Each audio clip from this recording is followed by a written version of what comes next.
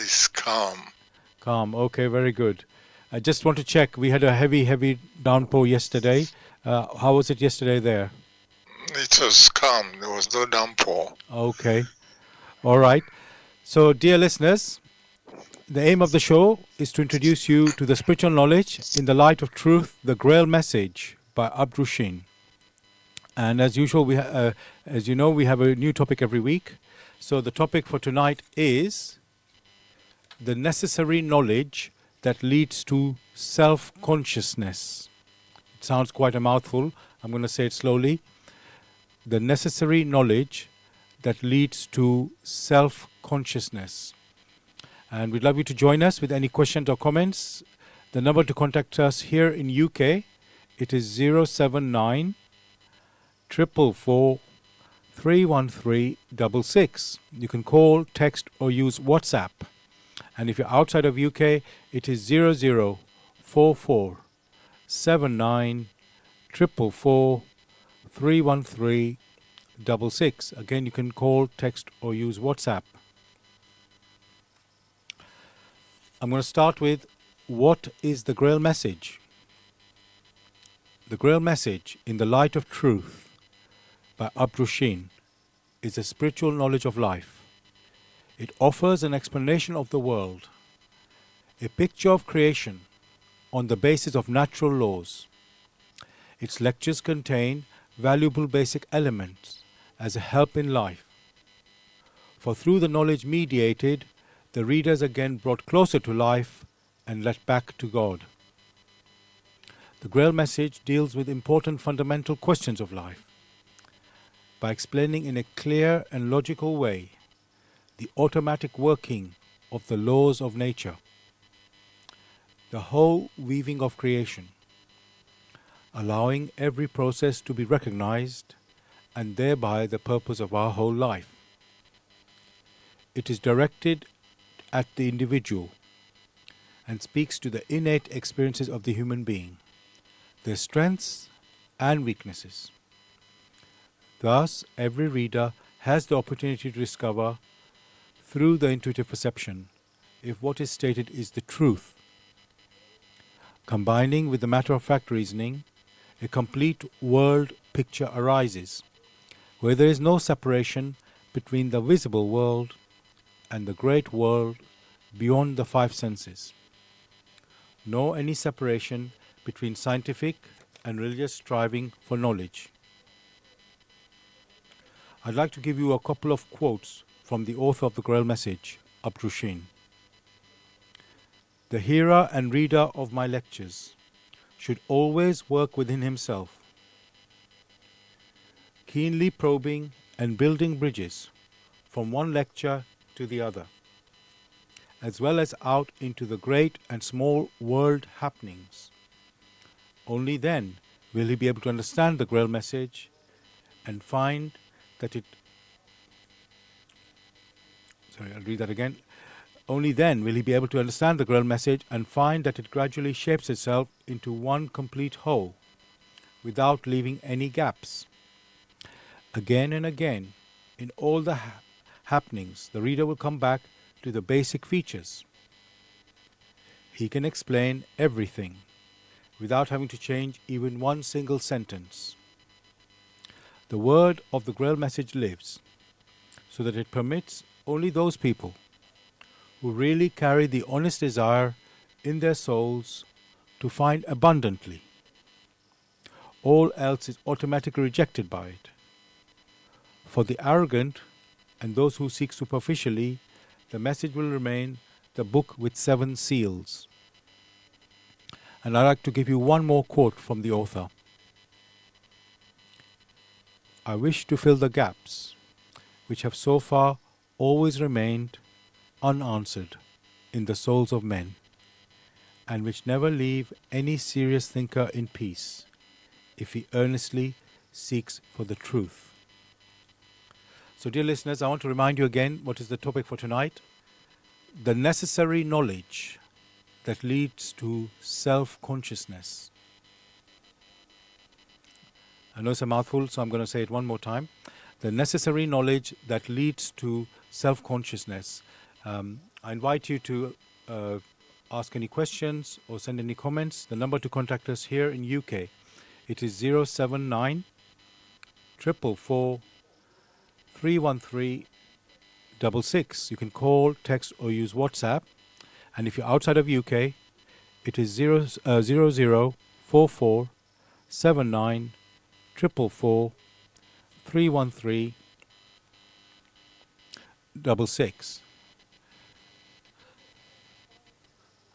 I was looking a little bit in trying to do some research on this topic, and at the moment, I'm afraid that I was looking online, but I have not been able to access it at the moment online thing. So I just looked up in Wikipedia about consciousness, and it talks about basically consciousness as being something like awareness, and and in a way, it's not 100% clear because there are philosophical definitions, there are medical definitions, and so on. So each definition is slightly different because that's how they look at it. So I'm going to ask you, Gregory. I know the topic is about self-consciousness, but let's first of all look at consciousness. How would you say what is it? What is consciousness? Well, you already mentioned something, which is awareness. The key word is awareness. Whether it's in the sciences or the arts, it now depends on the context in which it is used. When it is said awareness, the question is that what is doing the awareness? That is where the challenge is. And when you say that, so okay, in my head I think of, okay, look at us as human beings on the earth. We have a body, we have a mind, and some of us would say that we have a soul or a spirit. So is the consciousness in, because you said it's awareness and it could be on different levels. So is there an awareness of in the body? Is there an awareness in the mind? And is there awareness in the soul? Does all of these three elements, if I use that word, would you say there's consciousness in all of them? One may say, instead of the word awareness, one may say the ability to perceive. That innate ability to perceive varies in different degrees. So when you observe a personality, you ask yourself, am I observing the body? Or what moves, or what motivates, or what activates the body? So on the one hand, one must look at the instrument of perception. On the other hand, the inner core, that which activates the perception. These are two different things. So when one refers to the physical body, then that which activates, calls it into motion, cannot be, in all naturalness, inside the physical body at the same level.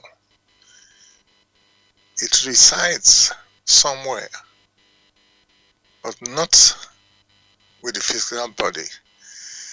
Because if that were the case, and the physical body passes on or destabilizes, it means that that one which activates it destabilizes. That which does the activation precedes the physical body. So one has to look at the level to which the discussion is assumed. Now, I might be jumping the gun a little bit.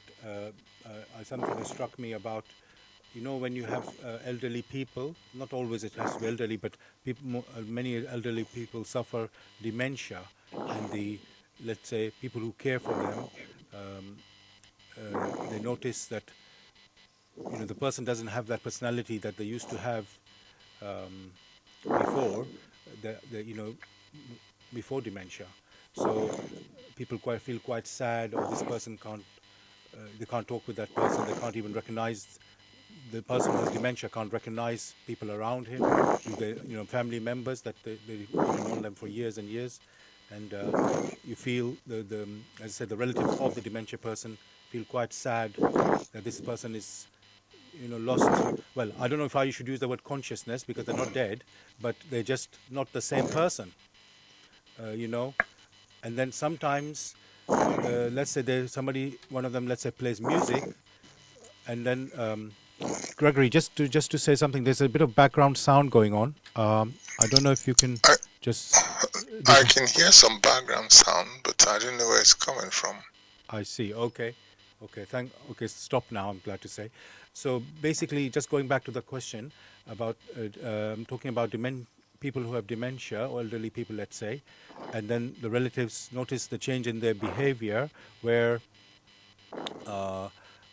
they don't the person who's got dementia doesn't seem to behave, you know, doesn't seem to have the same personality as they used to know previously, and they feel so sad that this person has lost that personality. And but sometimes, as I say, people play some music, something, and then the person sort of reawakens again.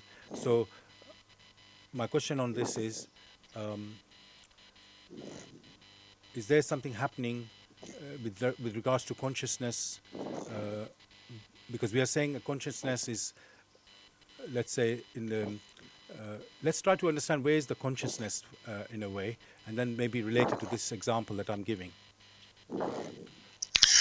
Basically, consciousness is in the inner core. The inner core, by that one means the human spirit. That, in all naturalness, is where consciousness lies. All else is what one may refer to as covering, or as tools that the soul or the spirit uses in its perception. Whilst on it, it uses the physical body to transmit perceptions outside or perceptions inside. If, however, there are problems with the instrument that it uses for perception, then that behavior which you just described becomes understandable. As in any case, for one who is unwell physically, one shouldn't expect the behavior to be as sound as that person who is physically very well. What has not been identified is the area, what causes that abnormal behavior.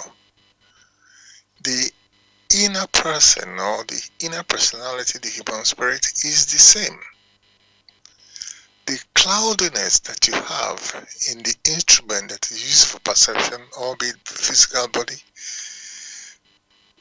has a problem, and that problem first has to be identified and rectified. So therein lies the key. The radiations that's between the human spirit and the physical body. If there is an imbalance, and it has different facets, then we have that dementia that you mentioned. Thank you for that. And I'm just going to remind the topic for tonight. It is the necessary knowledge that leads to self-consciousness. So at the moment we've talked about consciousness and awareness. Now, self. What is self-consciousness? Is that, yeah? Tell us about self-consciousness. Well, it's self-explanatory because what you now find is the awareness of the inner personality, the awareness of its strengths and weaknesses in accordance with the laws of creation through which it, the human spirit, came into existence.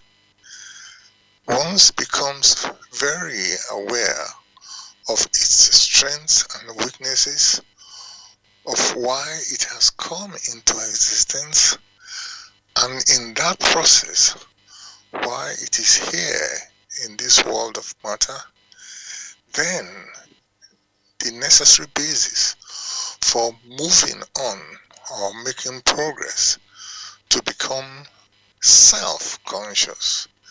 Self-conscious in the sense that it needs to develop those innate talents which has been granted to it. It needs to cultivate these talents so as to be prepared to use these talents in the furtherance of the activities within creation. Well, listening to what you've said there, there's implication that um, the more you are aware about, let's say, your abilities or weaknesses or strengths, then it's like you also have a responsibility for the things that you do and or you can do. So is that specific with self-consciousness? Uh, because obviously there's other, um, let's say, creatures on this planet that we know, animals, uh, and we don't equate, well, most of us don't believe that we are animal, although the animals have similar qualities to us, but obviously, and in many ways, and and also they're they're obviously conscious. We are aware of that they're conscious, and somehow we as human beings seem to be the master on this earth, or the, let's say, the most developed beings on this earth. So is there some aspect with self-consciousness of responsibility which, let's say, is not okay, which does not apply with the animals? The animal is conscious, but not self-conscious. Self-consciousness only applies to the inner core of man, that is, the human spirit. So one should not equate the responsibilities which man bears or should bear to those responsibilities which animals should bear in that particular sense. Many things an animal will do, you will not blame the animal because that is its level. It is different with man. For man has the free will, which free will is an intrinsic essence or property of the human spirit. The animal has not got that. Therefore, man has responsibilities, for it is clear to whom much has been granted and given, much is also expected. Now, um, with the human being and with the self-consciousness, you can say we're always growing, because obviously we human beings do make mistakes, we do go astray, and we're supposed to, I guess, grow and learn on this earth. So how do we, let's say, grow, yes, develop ourselves? How do we, um, you know, realize the responsibilities that we are meant to take care of? how does that happen? Because, you know, yeah, how do we find out what is our responsibilities and grow ourselves? Well, first, before one talks of the responsibilities, one should know what man is or what the human personality is. The human personality is of spirit. It started as an unconscious spirit germ. That means as a spirit germ that is unaware. Gradually, it had to move to different areas, the world of matter and the earth being one of them, in order to attain some level of consciousness. This was a gradual process. And from the level of consciousness, as long as it strives further, it will hopefully attain another level of self-consciousness. That means it is fully now aware of how to apply those innate talents that has been sown into it. It has cultivated it properly. So, This also means that whilst here on earth, it will use its intuition in the proper way. That is, the impressions that stream out of the human spirit are passed on to the back brain and from there to the human intellect, which then makes it earthly in such a way that many who, whilst on earth, can understand what communications have been passed across. Thereafter, any lessons learned are absorbed by the frontal brain, passed on to the back brain, and then retransmitted back to the human spirit. In such a process, step by step, it matures, which maturity enables it to know of the processes in these parts of creation.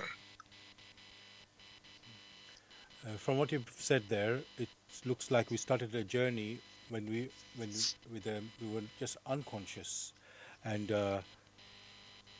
and then and slowly we have developed to have self-consciousness.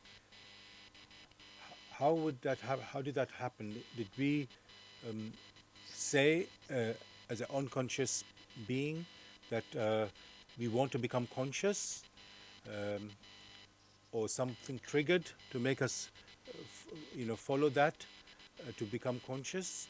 And yeah, how did this journey start? This journey that you mentioned, of course, has a starting point. And that starting point is the origin of the human spirit. That origin is the paradise of man in the spiritual realm, for the inner core of man is spirit. There, it started as an unconscious spirit gem, but the urge to become conscious was always in, and that urge was what made it to wander off from its state of unconsciousness and then to move out in order to become conscious. The original origin can be found in the walk in the light of truth, the Grail message. So what we do in this forum, in this discussion, is only to mention tokens. The real mosaic, the complete picture, can be found in the walk in the light of truth. Oh, dear listeners, as Gregory's mentioned there, we urge you to pick up the Grail message to get more, let's say, understanding of this topic that we are talking about. Obviously, not only this topic, but everything we discuss every week. Uh, the deeper answers are actually given in the Grail message. We're just, as Gregory's mentioned, we are touching on, let's say, the elements or the. I don't want to use the word basics too much, but touching on aspects of the explanations given in the Grail message. So if you're interested to find out more about the Grail message or get a copy for yourself, you can go to this website, which is www.grailmessage.com. I'll spell that. www.grail, Grail, message, MESSAGE.com.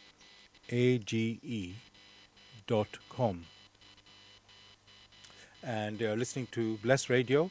It's the Tuesday night spiritual discussion program. And the topic for discussion tonight is the necessary knowledge that leads to self-consciousness. You can join in the discussion by calling us on this number, which is the UK number 079 444 31366. You can call, text, or use WhatsApp. And if you're outside of UK, it is 0044 79 444 31366. Again, you can call, text, or use WhatsApp. Gregory, we've been talking that this journey from unconsciousness to self-consciousness, as you said, it started in the spiritual, and then and of course we have landed here on this earth as part of the journey, and then and we also have talked about animals, which we know they have consciousness but not self-consciousness. So one of the things, Gregory, that we have and the animals don't have, or at least not the level that we have, which is language. And obviously we use language to communicate, and I know animals also communicate, but obviously with our language we can build lots of concepts and much higher level, you could say, of communication. So one of the aspects of language is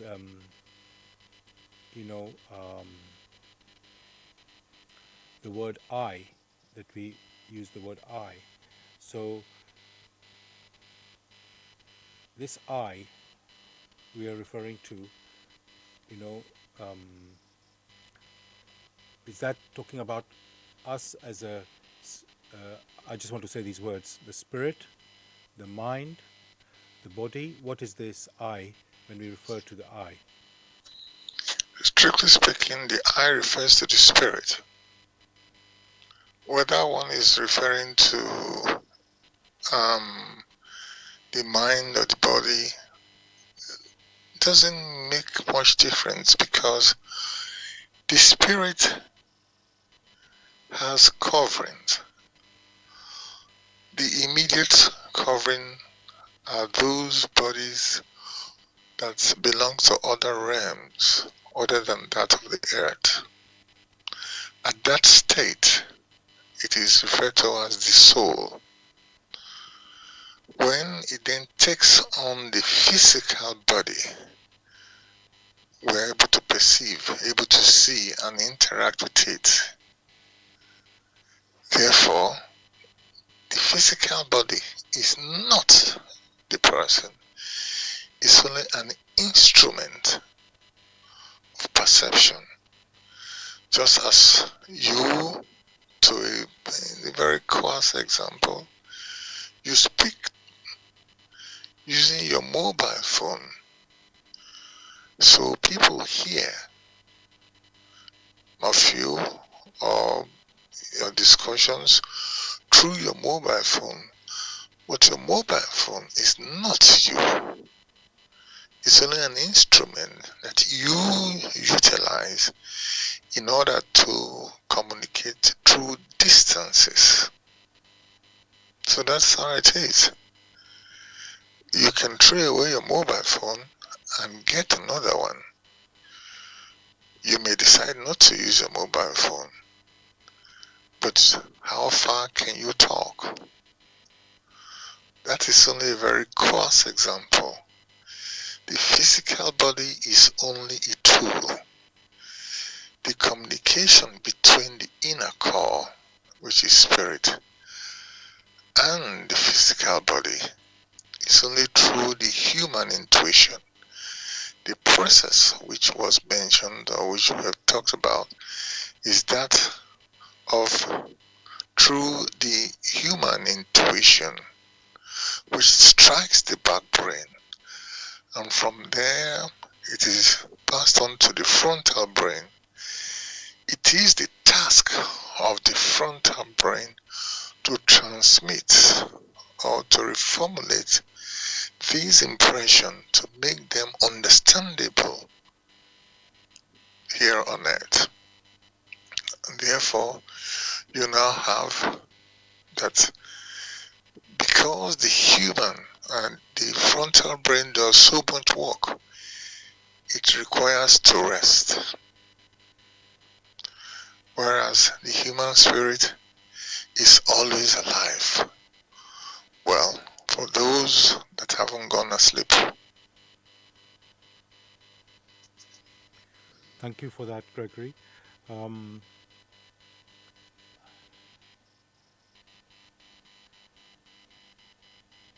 You mentioned the intuition there, which is, as we've said in our previous programs as well, that is the ability of the spirit to perceive and sense. So, and in our topic tonight, we've talked about the necessary knowledge that leads to self-consciousness. So, is the purpose of our life, our existence, to become self-conscious and aware of ourselves? And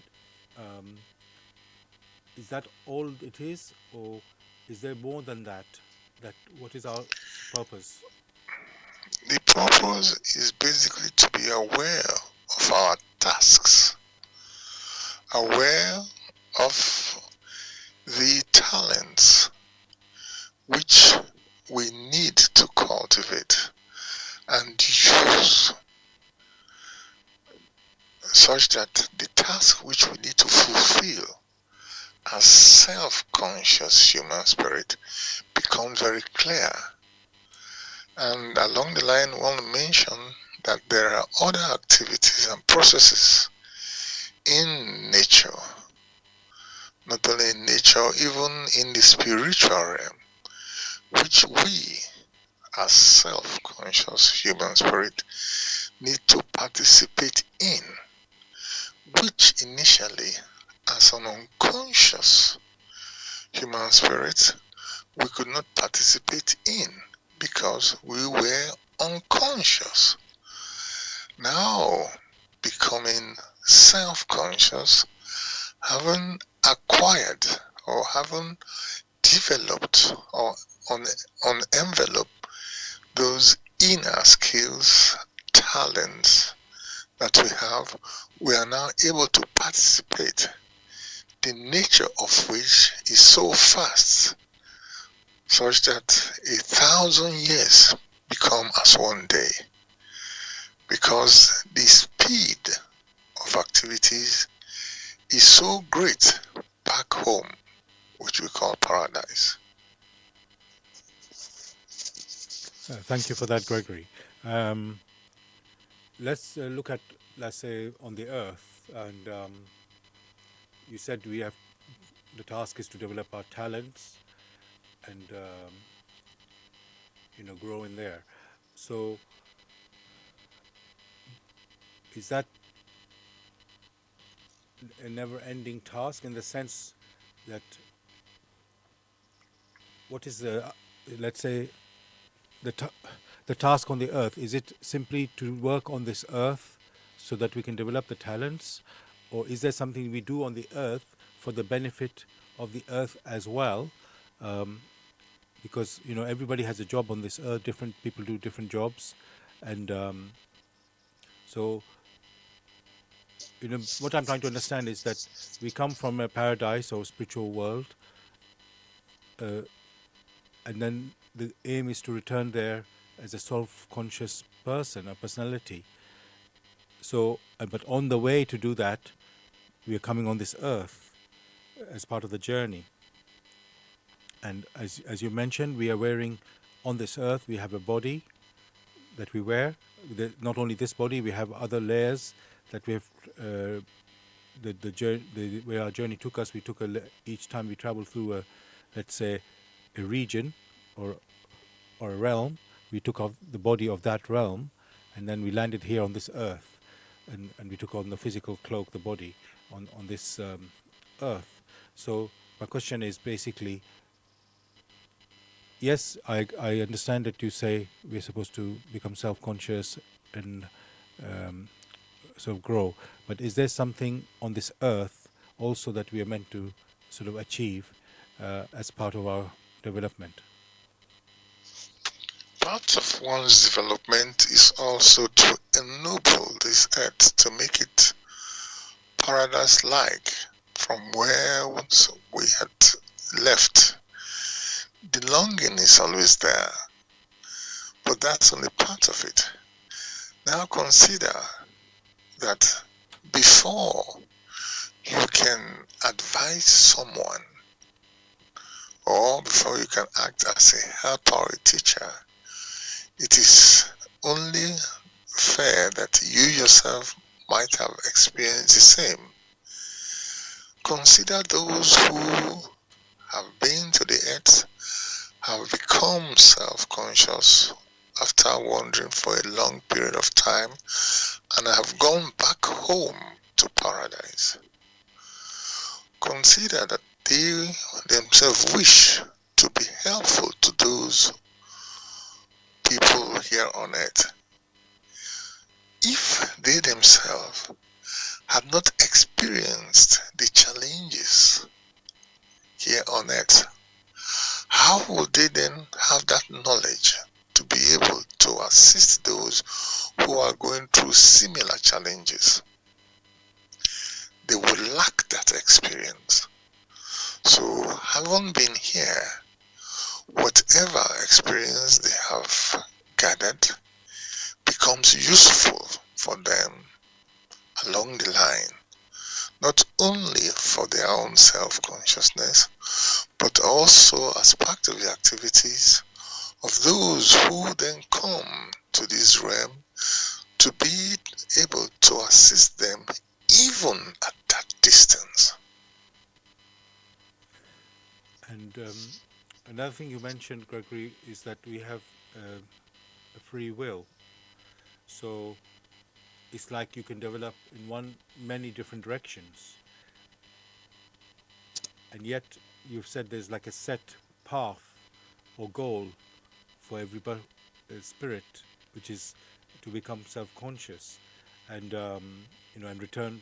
Starting is when we all started our journey in paradise in the spiritual world, and then descended here, and the aim is to return back in a conscious, self-conscious way.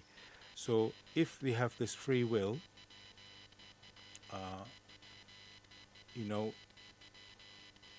let's say if you're just free to do whatever you want, basically, then let's say, and you already started your journey as unconscious, how can you really get back to that goal that is the ultimate goal for every human being?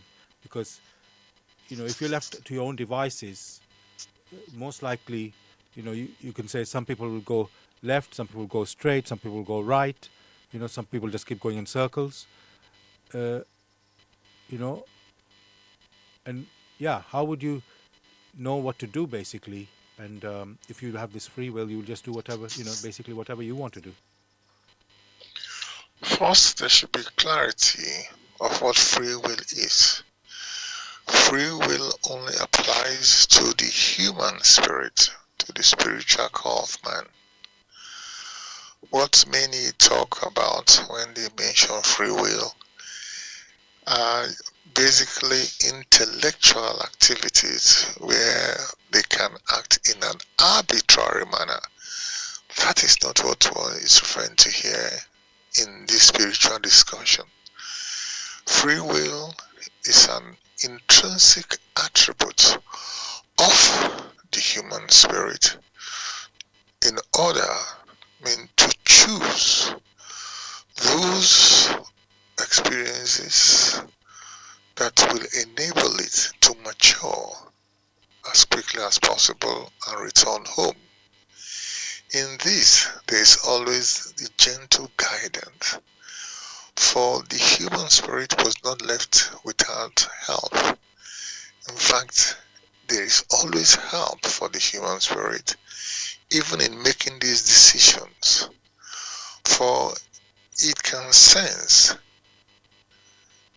far away from home the beauty, the gentleness, and to some extent the perfection of things back home. For the longing is always there. It is those features that it needs to draw through its longing and make here, the earthly plane, a replica of the order or the well-orderedness that we have back home in paradise.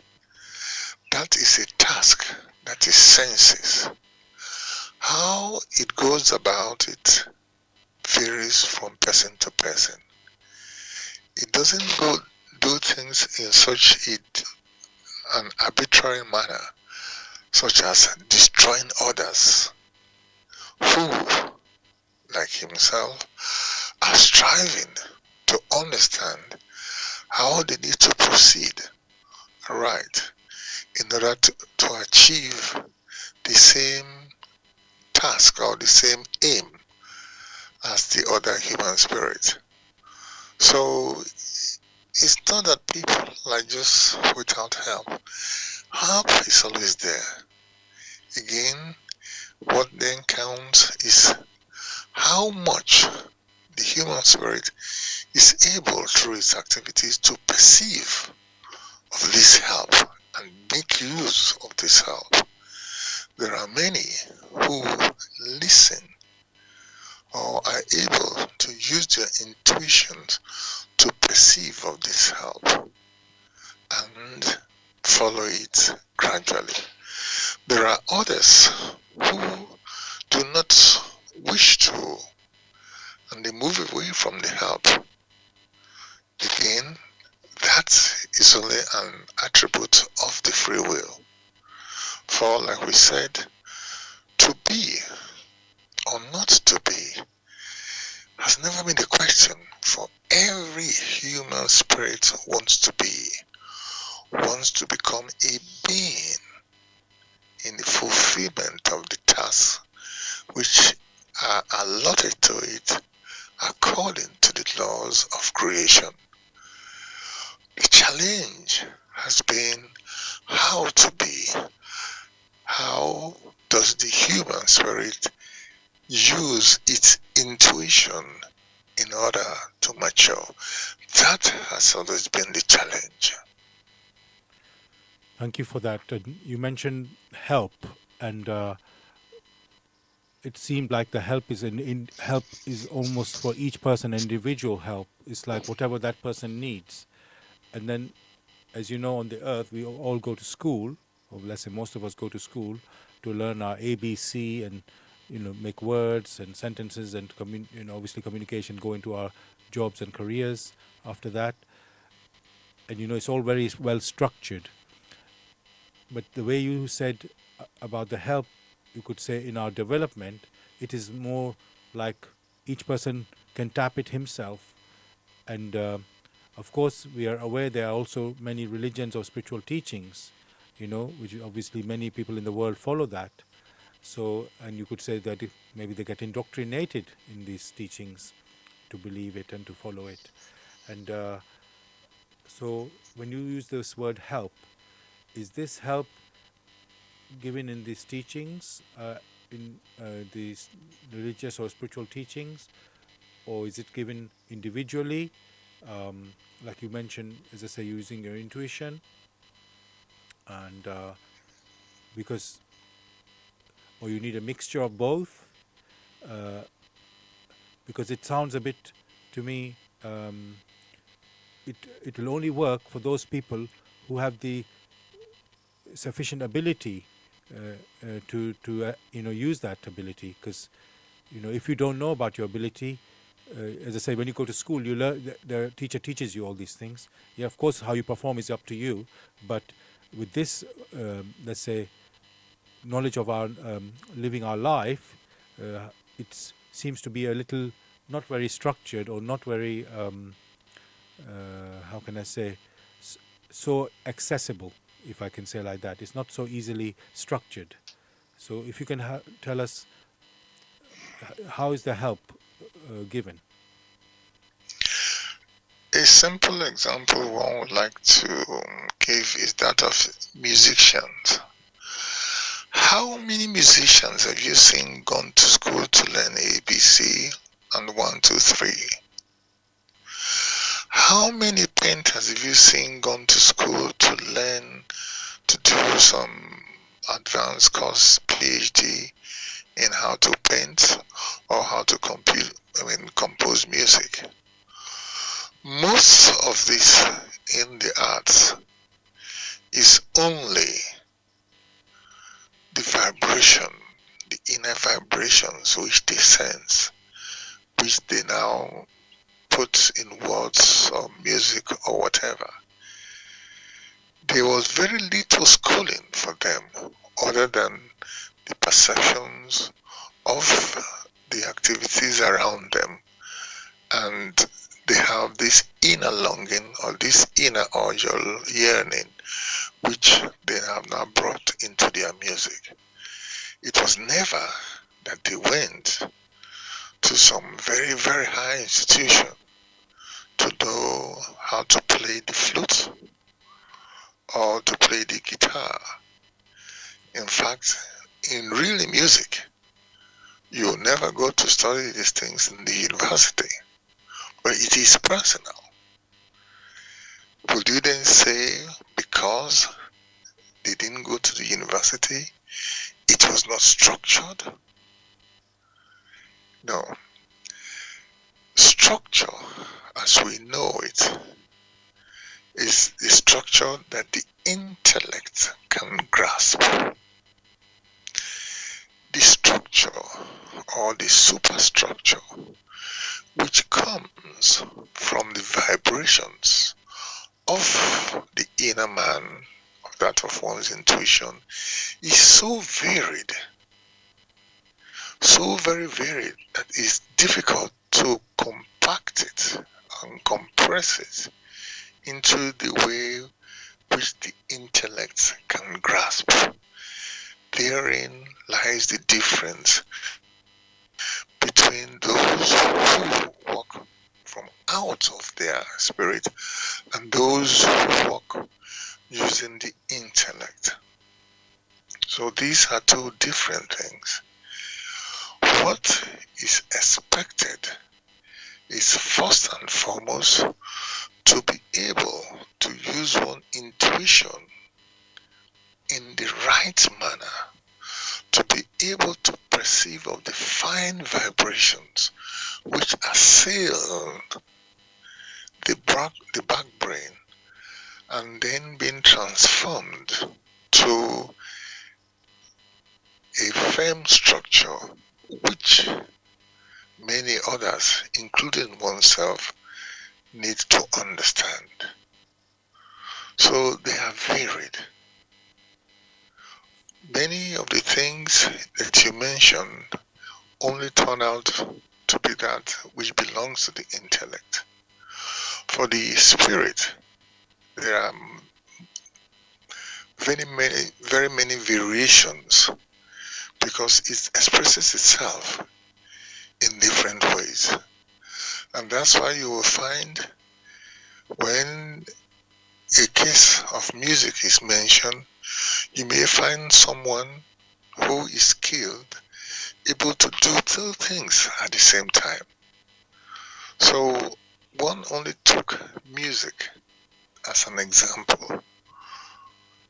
As with music in the arts, so you also have with the works of men. On the one hand, there are those who use their intuition so very well. They are able to perceive so much. They do not have to carry out experimentation like others in order to come to a final conclusion. There are some whose blood radiation is so fine, they are able to perceive an illness even before it takes on earthly forms. Whereas in another structure, a doctor is required to do so much experimentation to come to that same conclusion. All what one has said are only tokens. The best one can do is to urge each listener to dig themselves into the work in the light of truth and come to a better conclusion than the trivial tokens we have mentioned here. Thank you, Gregory. I think you've highlighted how different is the activity of, let's say, our intellect and education, let's say, structured education or intellectual education, and then the activity of the spirit, or let's say consciousness, spiritual consciousness, self-consciousness, how the activity of that is quite different. You could see that one is slow and the intellectual one is slow, while the spirit one is spiritual or conscious activity is, is quite quick and immediate, and as you say, it doesn't need to do all these experiments to try and make sense of something or test to find out something. The intuition much sharper than the intellect, and so thank you for showing that. So, dear listeners, you're listening to Bless Radio. It's Tuesday night's the spiritual discussion program from 6 p.m. to 8 p.m. The topic we're discussing tonight is the necessary knowledge that leads to self-consciousness. And you can join in the discussion by contacting us on this number, UK number, which is 079 444 31366. You can call, text, or use WhatsApp. And if you are outside of UK, it is 0044 0044 79 444 31366. Again, you can call, text, or use WhatsApp. And the aim of the show is to introduce you to the spiritual knowledge in the light of truth, the Grail message. And if you want to pick up a copy of the Grail message or get some more information, you can go to this website, which is www.grailmessage.com. I'll spell that, www.grail, Grail, message, MESSAGE.com. Gregory, we talked about the word I in language, and what about the word ego? Is that like also the I? We say sometimes our ego is talking, which is not in that context. It can be, say, in a negative way that, we are being selfish. We are being, because they're egotistic. People say, you're not talking. You're just thinking only of yourself and not about anything else. So, can you tell us what is our ego? And yes, please. The ego basically is the self, What has been woven around the self is a different story. And if in the journey we have undertaken, we have woven dark threads of selfishness, dark threads of hatred. These are tied or are bound to the soul. And many times when people now say, oh, one's ego has come in, one is not therefore referring to one's intellect. It is that which is beyond the intellect. But that which is beyond the intellect is the soul. Along the line, if the soul has woven terrible threads of faith for itself because of its wandering and how it has performed different things, if it's that of selfishness, it will exhibit itself. It becomes very clear. If it's that of kindness, it's also very clear. But in most cases, it's that of selfishness. And that is why people say, oh, one's ego has come in. Thank you. You could say the ego can work, because you've said ego is the self. So it doesn't have to work in what we usually say egotistic way or selfish way. It can work in a beneficial way. It's just Of course. how can I say, we got used to it being developed, being used this way. So now let's explore that as well. Okay.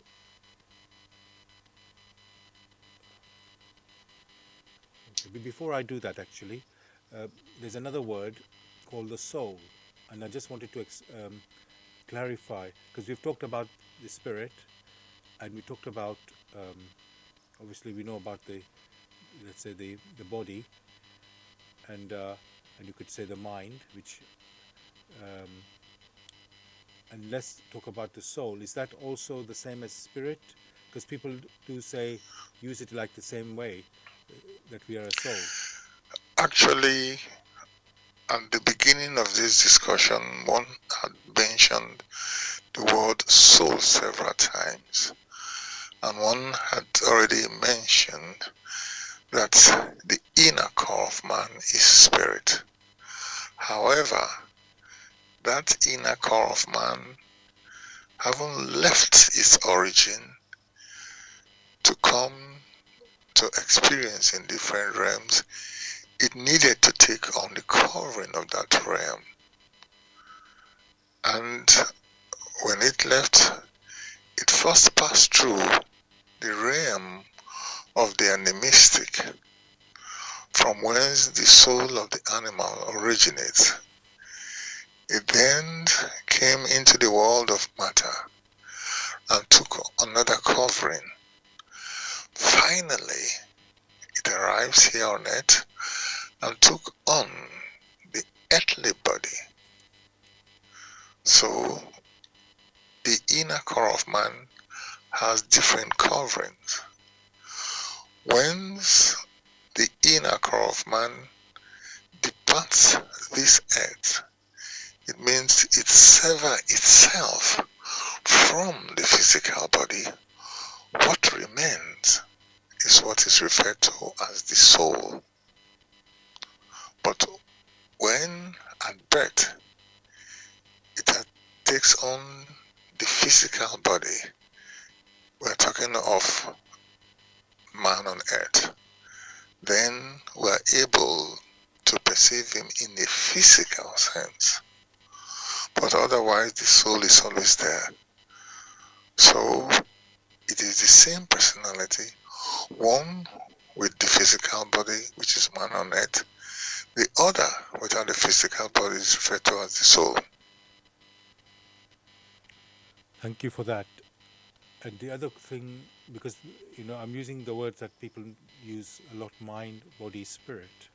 So we've identified the spirit, we've identified the soul, and the body I think is quite obvious.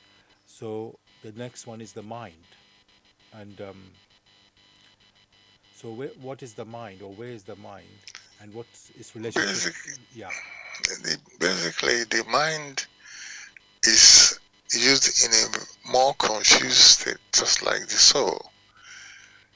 The mind may be considered as a combination of the activity of the human intellect and some of that of the back brain, so or the intuition. So the combination of both is what many refer to as the mind. But the mind is not of spirit, only an emanation and the combination of the working together of the human intellect and the human intuition.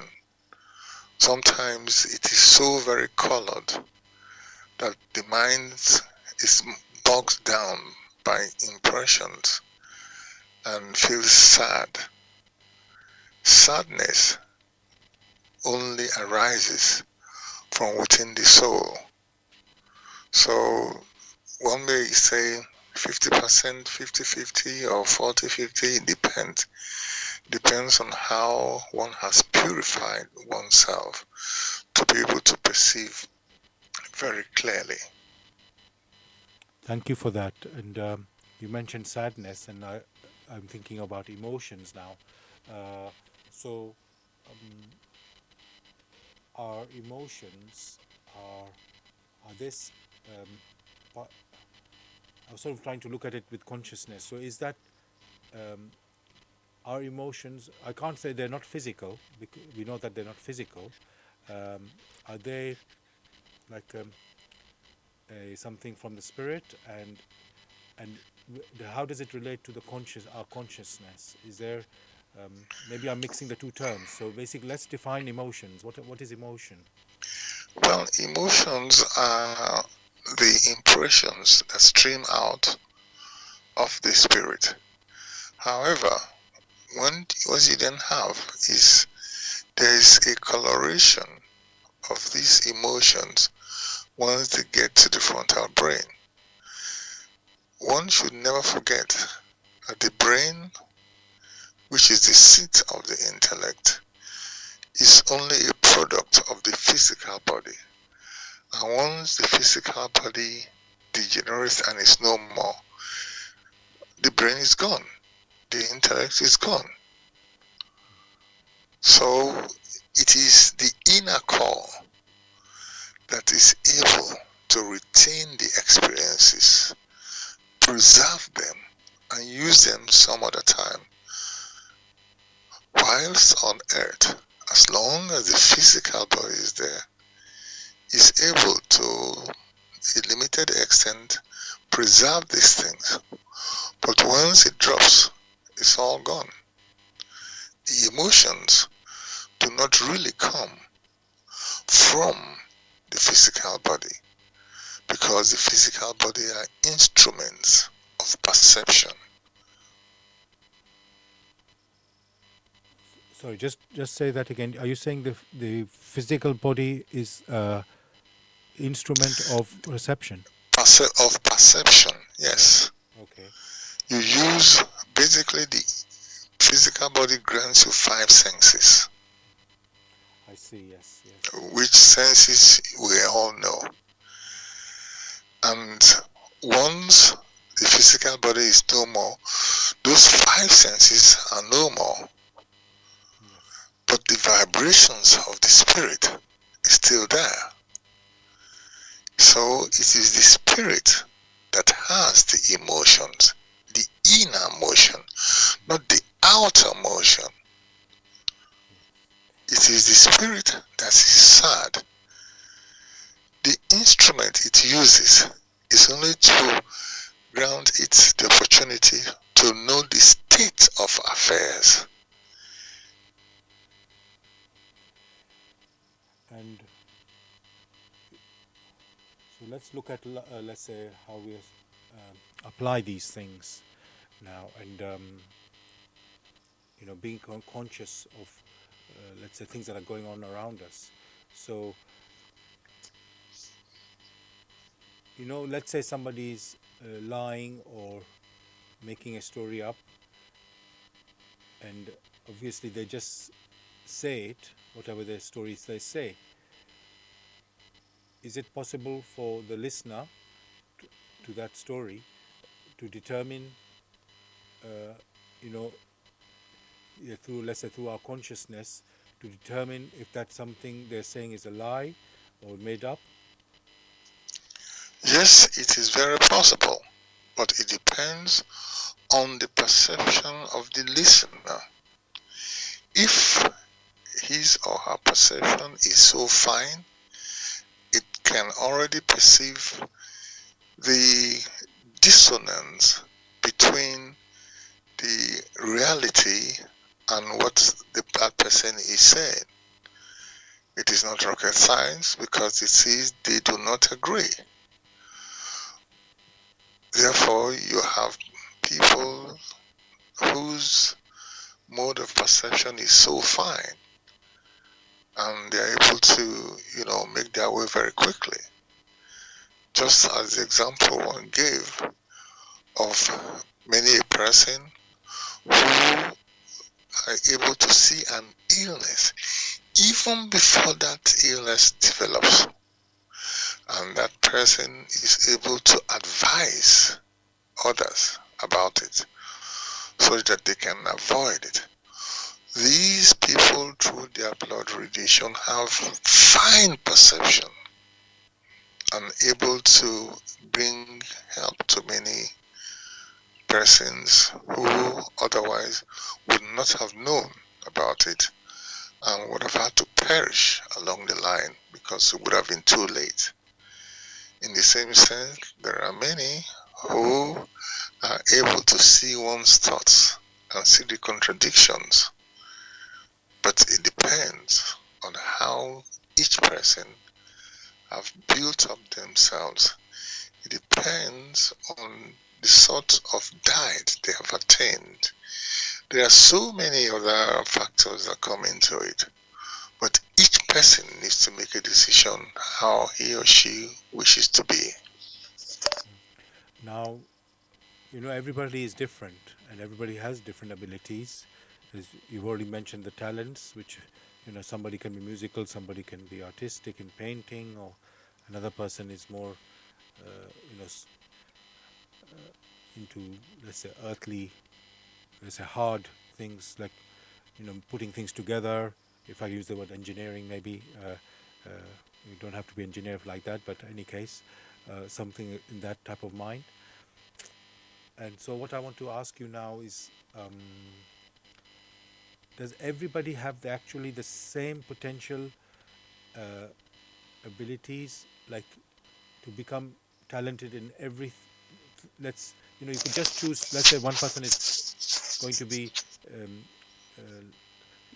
okay, let me put it another way. Are you born with a natural talent to be, let's say, a musician, a born musician, or can it be developed? Any other person can also develop the same ability, because at the end of the day, we all have, let's say, a voice. We all have, let's say, a brain, and the abilities and as long as it is functioning. What I'm trying to say is the basic human abilities, we all share it, right? We already talked about the 5 senses, but then the abilities, we all have it. In some cases, obviously, some people seem to be very quick in, let's say, learning music, and others are maybe not so quick. So, what my question really is: can anybody be a master of one, let's say, activity, or is it only certain people can be gifted to have that ability and be the master? When the word gifted is utilized, is used, Most of the time, a wrong picture is generated as if there was partiality in the distribution of gifts. What in reality happens is that a specific task needs to be performed, and in the pursuance or in the fulfillment of this task, many a person needs to follow some paths, and in following those paths, they cultivate specific strengths. Some may wish to cultivate the strength in which, say, they want to help humanity in medicine, health. They pursue that line and they acquire the necessary skills in order to help. There are others who say, oh, I want to make people happy and laugh. That is what they wish to do. And therefore, in doing that, they go along and acquire the skills. Say, it could be in music or in designing things like drama or even in writings, which some may come to see and say, oh, this is very funny. But along the line, in the pursuance of the task, because you need to achieve a particular goal, you learn things here and there. So seen from the outside, it's as if, oh, it's a gift. Another example is you want to be able to help humanity even spiritually, and you then move along that direction in the sense that you are able to perceive things in a finer manner and be able to advise many who are unable to see what lies beyond the earthly. You are able to confirm and advise. So this is how these things are. It's not that a particular gift is granted to you such that you will make so much money out of it and draw sort of envy from others. That is not the case. Any gift is only granted for a purpose. Even children, they are granted for a purpose such that a particular task is fulfilled to the benefit of the one who has, in quotes, the gift, and for the benefit of others who come across that particular person. The same goes with music. You may find in one net life, one was a musician. Maybe a second net life was a musician.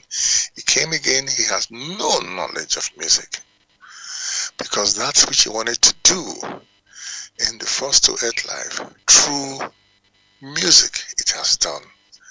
The same thing happens in the case of medicine, or in the case of the use of herbs, or in the case of dance.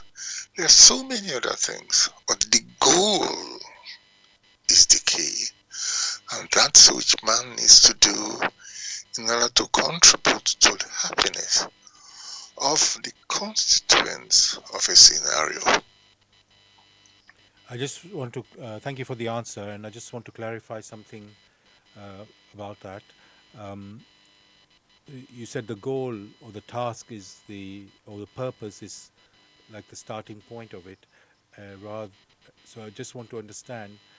So, because my question was initially was saying if somebody is like pre-gifted, you could say, to a particular talent, and then obviously they can become a master in that, let's say, activity, and then somebody who is not we could say pre-gifted, but has the ability, like any human being has the ability. You've got your basically the basic features of the human being is the same, only that it's like one person is, you could say, trained. So if maybe I could say training by pre-gifted, and another person wants to learn it and hasn't got this experience. So I wanted to what I wanted to ask really was that is that when you compare these two people, one is like you could say answering a call of a task, and so it's like, and he's following that path. But if another person who just happens to see some, let's say, that activity, and then says, I want to develop myself in that activity, not that they have been destined for it originally, but they just seem to come across it and then say, okay, I want to do this. So would you say that they can also achieve the same level as the one who is like when I use the word predestined, because you have mentioned already that this thing can happen from previous lives, like you said, a musician could be in his first life could be a musician, second time he could be a musician, but in the third life he may know nothing on the music side. So does that mean in the third life, if he takes up another task, he can just be as master like that in something else, or is something that the talent is already inbuilt before he sort of comes on this earth? The talents, so-called, are cultivated. To cultivate something doesn't mean it happens all of a sudden. It's a gradual process. The preparation could start here from the earth.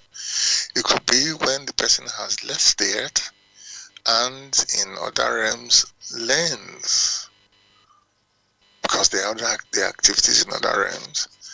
And so the preparation goes from one here on earth, or it could go into other realm and acquire gradually the skills that are necessary for fulfillment. It doesn't mean that, I just want it now, I get it now. It doesn't happen that way. Even in the beyond, things are done gradually, for there must be a purpose for this. Take, for instance, someone who has committed so much atrocities in the past, or someone who by error had diagnosed in the past, has given false diagnosis, in which many people perished. And now in pleading, that person is now led through different paths to acquire the necessary skills. And the person then comes on it, and you find the person already knows this, knows that, and you want to be that like that person. It's a waste of time, because the purpose for these skills are different. So each person has his or her task. One only needs to discover what one's purpose is here on earth in this time, so as to be able to fulfill it. In doing that, one may be led to different bypaths in order to acquire the necessary experience to be able to fulfill it. Else, it becomes a failure. No bypath is to be ignored and say, oh, this is unimportant. For there are many others that one needs to reach in these bypaths, and in doing that, fulfill parts of the purpose for its existence. One should always realize that creation is so dynamic and vast, and there are tasks for everyone, those of goodwill. It is the good volition that is the beginning. One must always have a good volition to be of use to fellow human spirits who, like him, started as an unconscious spirit gem. Thank you for that, Gregory. I just want to talk again about consciousness and self-consciousness, and where we discuss about animals and human beings, and we said that human beings have self-consciousness, and animals do not. They are just conscious. Now, also earlier on, you mentioned that we human beings, our journey started in paradise, in the spiritual realm, as unconscious, and we've traveled up down to this earth through a number of realms, as you have mentioned, taking on the bodies or the cloaks of each world that we have traveled through to come right through the earth. So, and in this process of this journey, the idea is to, from becoming unconscious, is to become conscious and then self-conscious. So, with reference to human beings and animals, which we have said that animals are not self-conscious, on the earth, it is said that, or some people say, that we have evolved from the animals. So, first of all, is that true? And if that is so true, also that is the consciousness somehow, have we become a higher form animal through that? Because or is that not? Yeah, basically, let's maybe talk one thing at a time. So let's just say, have we evolved from animals on this earth? Well, thanks for that particular question. Most of these discussions, as reverts to evolution, the discussion takes the format in which, when analyzed properly, the concept of evolution is not understood. For evolution is more like a process of metamorphosis, and where you have two different things, two different content, if there is no commonality, then one cannot evolve from one to another, because there is no commonality. There is no commonality between the human spirit and the animal soul. So, the animal soul cannot evolve to the human spirit, because there's nothing in common. What we have is that the human soul, because of its origin, can use that which is available to it, which is the bodies of the animals, as a starting point. Those bodies are only a covering, and the covering is not the inner man. So, seen from the outside, many are unable to differentiate. But perceived from the inside, there is a vast difference, for there is no commonality. Metamorphosis only takes place within the development where you have things that have commonalities. So, the human spirit has not evolved from the soul of the animal. It is the inner core that one is considering. However, the bodies which the human spirit uses, in all naturalness, has evolved from the bodies of the animal because it uses it as a cover. Just as we have that the animal used the tree, so you don't expect the tree to evolve and evolve to become an animal, and the animal to evolve and evolve to become a human spirit. These are differences.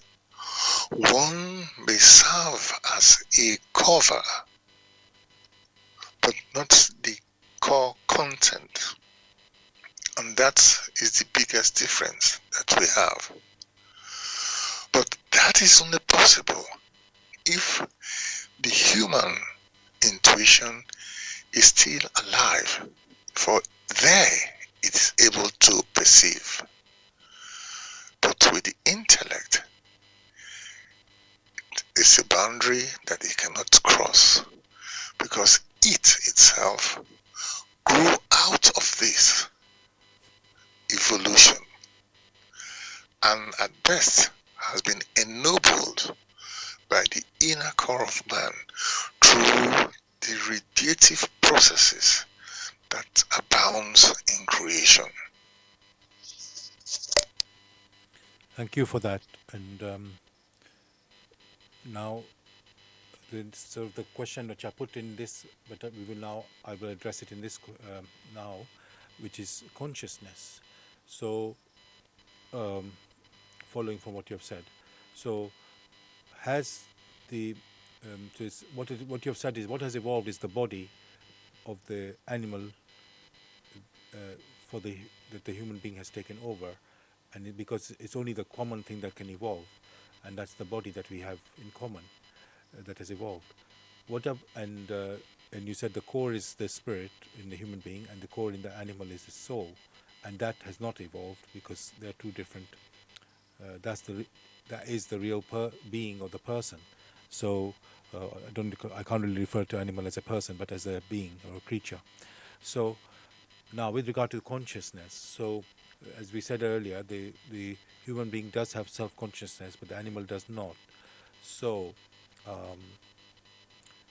does that evolve when the human being's body or the animal body evolved to the human body that we have? Was there anything happening with the consciousness as well? Was that also evolving from when the animal let me just a little bit backtrack so I can just build this picture very clearly. So we have said very clearly that the core of the human being is the spirit, and the core of the animal is the soul, and that soul can't evolve into the human spirit. But what can evolve, or has evolved, is the body of the animal being evolved into the human over obviously millions of years, not an immediate process. That is the only thing that has evolved. So my next question following from that is, has the consciousness from the animal body to the human body also, has there been any evolvement there, evolution there? In all naturalness, as the human spirit matures or evolves within itself, that becoming not only conscious or start becoming self-conscious, progress is defined by an improvement of the state. That means you do not measure your progress by looking at others. You measure your progress by looking at how you were yesterday. How far have you come today? Then you say you are making progress. So, in a similar sense, in the spiritual sense, you find that progress, in quotes, of consciousness is made when the human spirit improves within itself in accordance with the laws of nature or of creation through which it, the human spirit, came into existence. To come into existence is the beginning. To start also as an unconscious spirit gem, one can say is also a beginning, a gradual process to becoming conscious. In doing that, it takes on the covering of the realm in which it is and exchange vibrations in its perceptions. It makes progress because it has moved forward. When it has learned that, or when it has gathered the experience it needed at that particular realm, it moves forward. It doesn't go back to that same level. And therefore, when it moves forward, it now leaves the state of consciousness to a state of becoming self-conscious. But in becoming self-conscious, the need arises to envelop or to develop, which is it's like on enveloping things which has not been in use, to a state where it needs to be able to use those innate talents for strict activities, because it knows they lie deep within itself. That is what self-consciousness means. So it is a long process which may take millions of years, but as we know, 1,000 years as one day. Thank you for that, Gregory. And dear listeners, you're listening to Bless Radio. This is the Tuesday night spiritual discussion program. The aim of the show is to introduce you to the spiritual knowledge in the light of truth, the Grail message by Abrushin.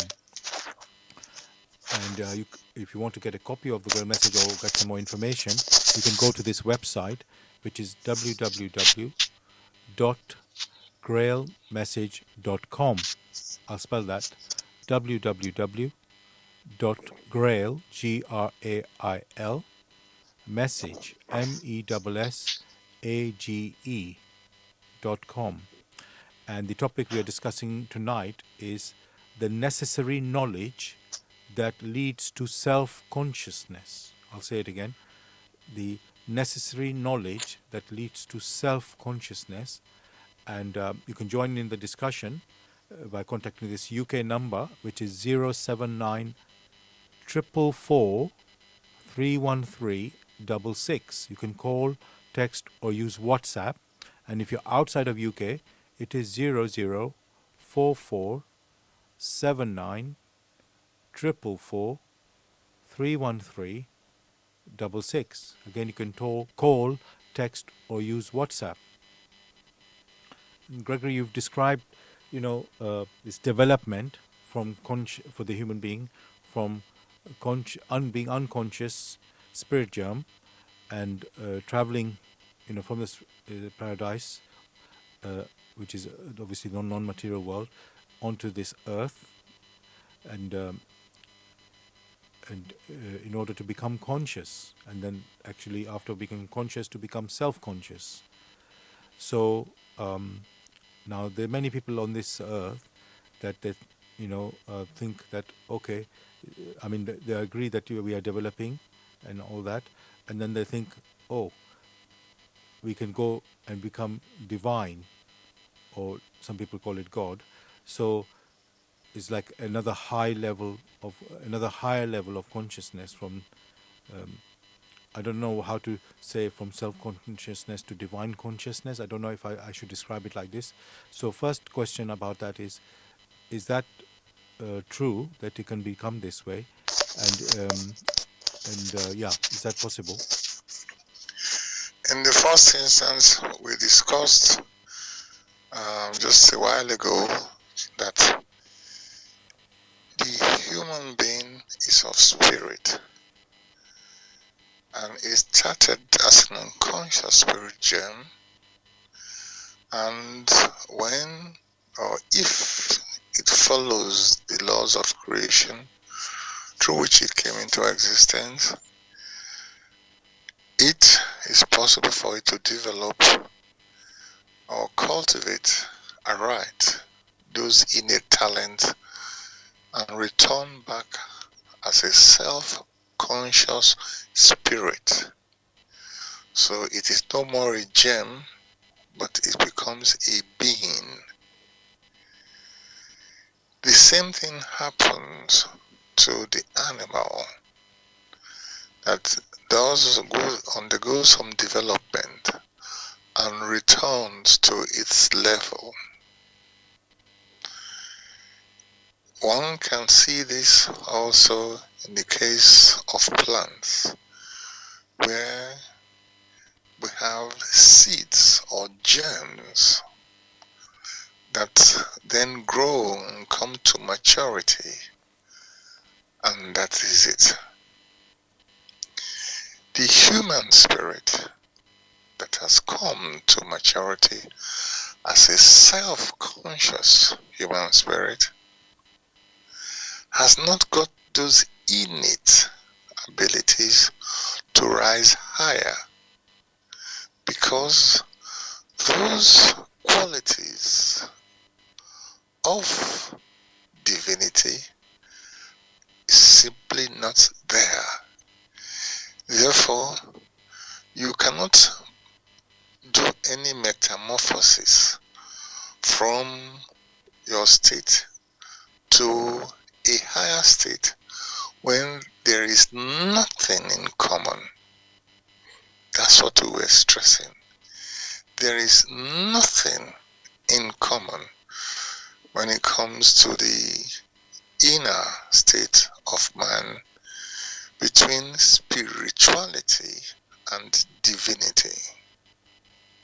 So the human spirit, when it has matured in accordance with the laws of creation, becomes a self-conscious human spirit.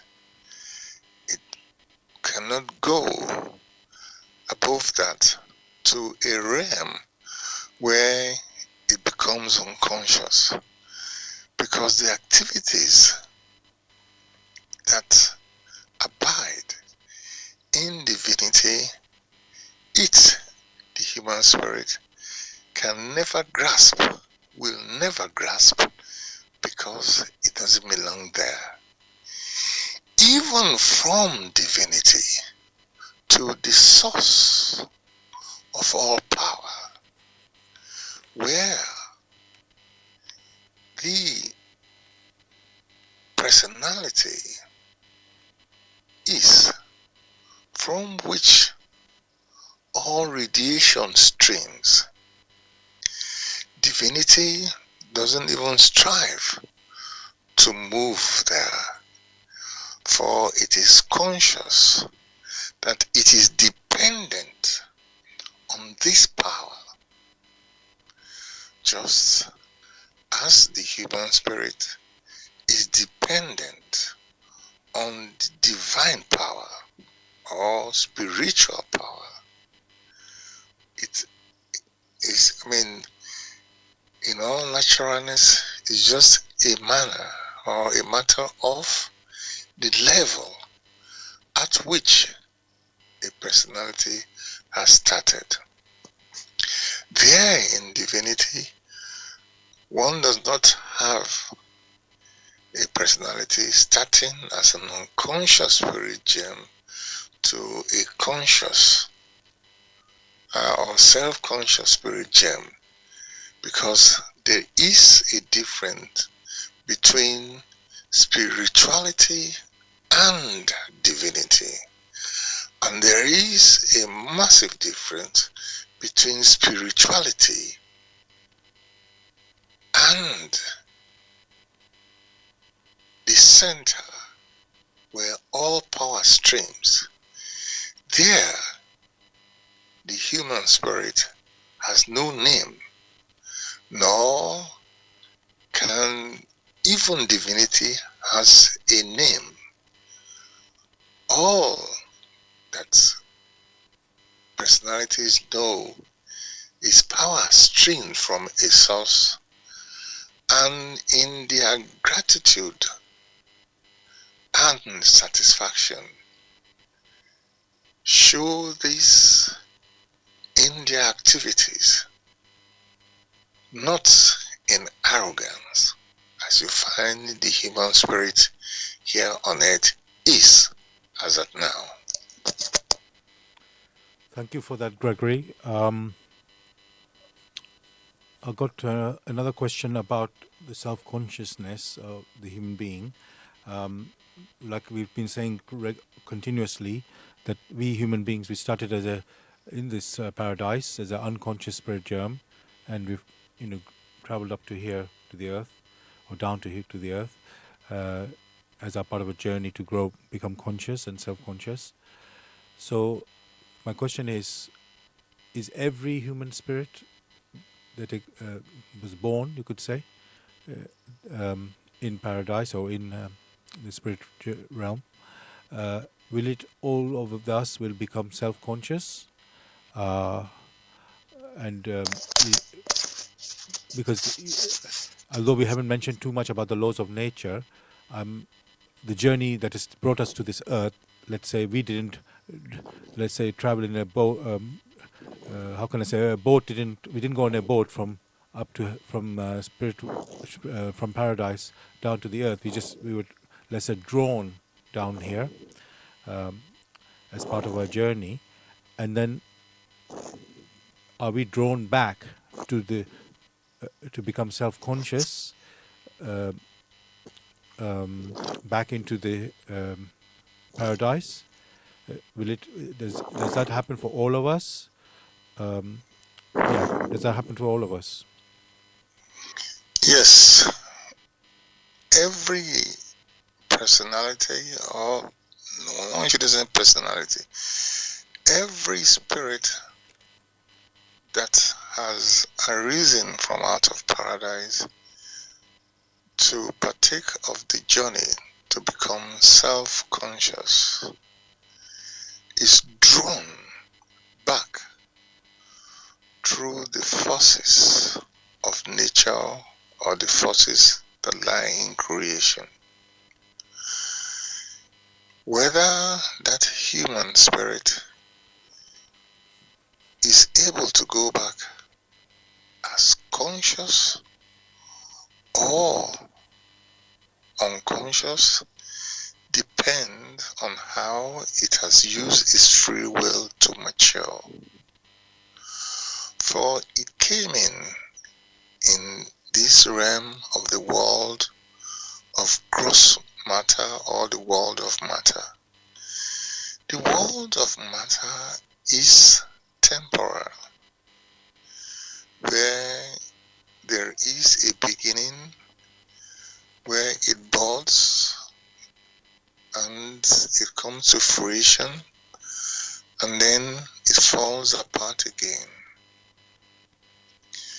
During that period, the human spirit that has been sown into this world of matter is able to use the various experiences through its free will to move here and there, to understand far away from home how it needs to use its intuition, how it needs to use its free will to steer itself and gradually to become conscious and subsequently to become self-conscious. if it does it in the right manner, the forces of nature will attract it such that it rises from one step to the other and leaves the world of matter and gets into the animistic realm and back to paradise in good time. If, on the other hand, it does not, it will be caught in the nebulous way it has made its decision and is unable to sever itself in good time. And in due course, it will have to perish within the world of matter and the experiences it has acquired, because those are not in accordance with what it needed back at paradise as a self-conscious spirit. It therefore loses those experiences and goes back, or is drawn back, but this time as a spirit gem. It means the opportunity granted to become a self-conscious spirit gem has been in vain. Being in vain because it has not matured in accordance with the will of the Creator that made it possible for it to become even a spirit gem. It is that same will that granted the opportunities. And if the opportunities are not utilized as is dictated by the will, then you have that scenario. That particular scenario is what is referred to as spiritual death. It means that opportunity has been wasted, so the spirit goes back as an unconscious spirit gems. Whereas those who have done that which is right in accordance with the laws of creation go back home as self-conscious spirit gems and are able to participate in the activities that is now their due. Thank you for that, Gregory. I've got a question from a listener now. He's asking, when the human spirit becomes self-conscious, let me just see what I think he's rewritten the question. When the human spirit becomes self-conscious and development stops, will it not retrogress as a natural consequence? I think I don't know if you sort of covered it already. So I'll repeat the question. When the human spirit becomes self-conscious and development stops, will it not retrogress as a natural consequence?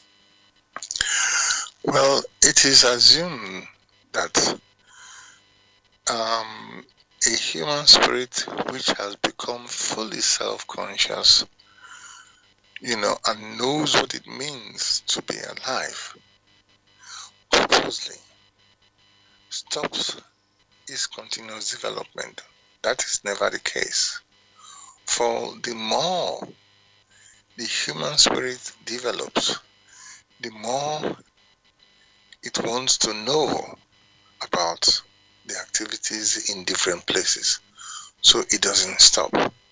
However, if it stops due to indolence, that is a process which will now lead to something else, which could also lead to spiritual death. If, however, in its development, it has left the world of matter, then it's in constant movement. The scenario which we now consider will not exist because it's no more in the world of matter. Thank you for that, Gregory. Um, I think we've come to the end of our show now. Dear listeners, thank you for listening tonight. Hope you found the discussion informative and uh, that not really informative, something enlightening. I want to say, you know, helping you to sort of understand this journey of us human beings. How we came to this earth and what is our purpose. So hopefully it was helping in that way. Gregory, is there anything you'd like to say to the listeners to say goodbye? Well, I wish everybody all the best, and they should try, strive to ensure they look into this work and see what they can make of it. Thank you for that. So yes, as Gregory has said, dear listeners, you can pick up the knowledge, spiritual knowledge that we've been discussing, which is in the light of truth, the Grail message by Abrushin. You can go to this website, which is www.grailmessage.com. That's www.grail, Grail, message, MESSAGE.com. And I wish you, I really urge you to explore it because we are giving answers, let's say, to the best of our ability, but the real answers are actually in the Grail message. So we really urge you to examine that. So all the best, everybody. Have a great week. We'll be back next Tuesday as usual, 6 p.m. To 8 p.m. with another topic, and look forward to you joining us again. All the best. Take care, everybody. Have a great week. God bless.